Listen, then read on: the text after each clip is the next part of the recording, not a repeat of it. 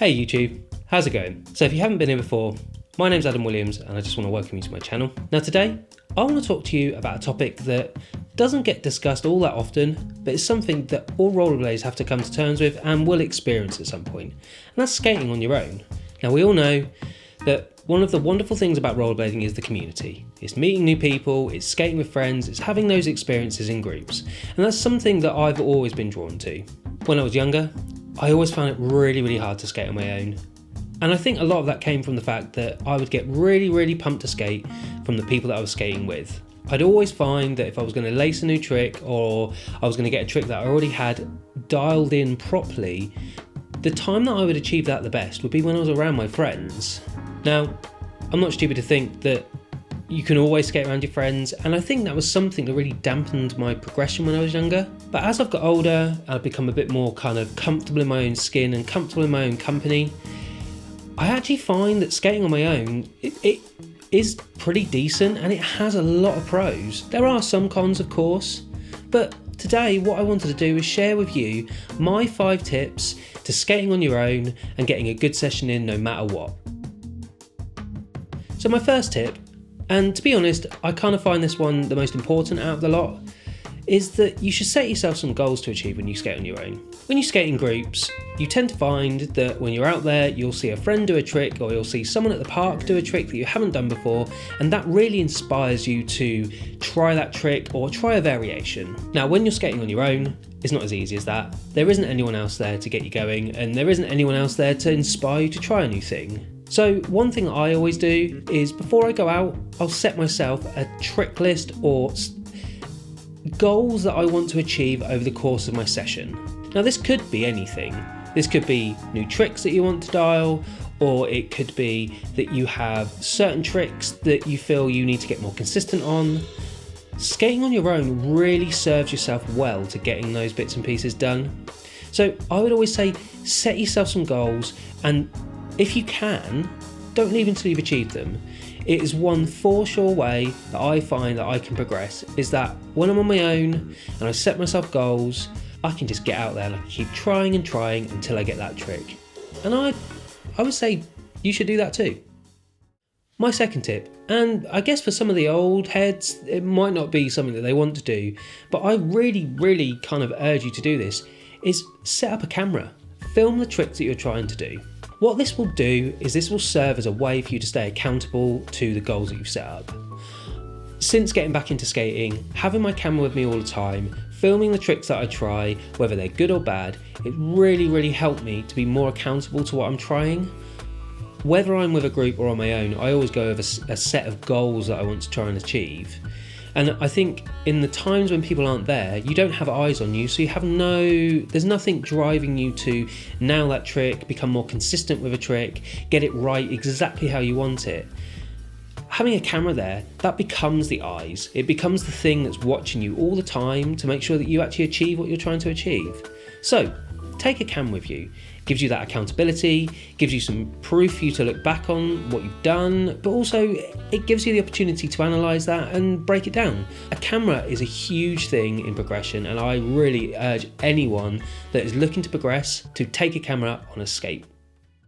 Now, my third tip to skating on your own is one that you most probably don't think about, but is really worth considering, and that is go skate a place that you feel safe. There is nothing worse than going to a place which might be a bust, or that there's a lot of traffic, or that there's people that you don't want to see. That will only make you feel uncomfortable when you're in a solo skate session. Now, if you go somewhere safe, that changes everything. Whether that is a skate park, a street spot, it could be a car park that you want to learn some flat ground tricks on, it could be anything. If you feel safe and comfortable with where you're skating, that'll make a huge difference to the confidence you have going into trying new things.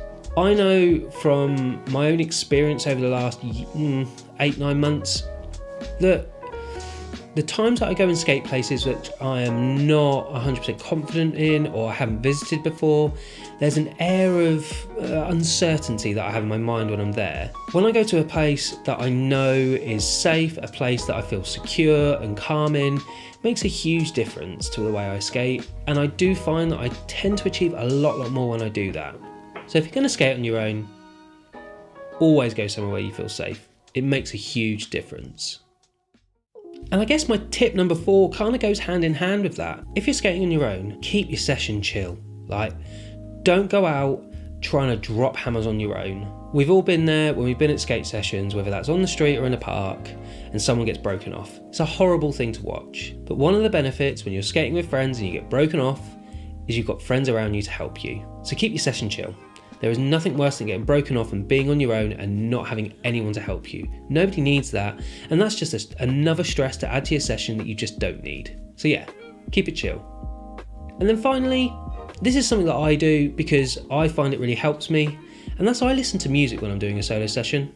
Again, when you're skating with friends, you've got all that banter, you've got the people around you, you've got things that are going to get you going. Now when you're on your own, you don't have that. So I listen to music because I find if I set the tone right on the music, I can just achieve anything. If I want a chill session, I can get myself some chill music on. If I want to get hyped up, I'll put some music that's going to hype me up. That really, really helps me to get my session to where I want it to be, to achieve the things that I want to achieve, and just all in all have a great time. Now I know some people don't like skating with headphones on, so then that's fair enough. If you don't, take a portable speaker. Like, it doesn't have to be loud. Just something that's going to get you juiced, get you pumped for the tricks you're doing or to enjoy your session.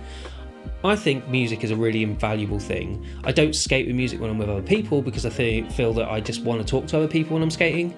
But if you're on your own, it makes a huge difference, and I really, really recommend it. So as I said at the beginning of the video, I actually really enjoy a solo session now. I find I can get a lot done. I even turn up to skate parks when I've got a group session earlier than everyone else does because I really enjoy the warm-up on my own. Just being able to take my time, not feel pressured to start doing anything that I don't want to do yet.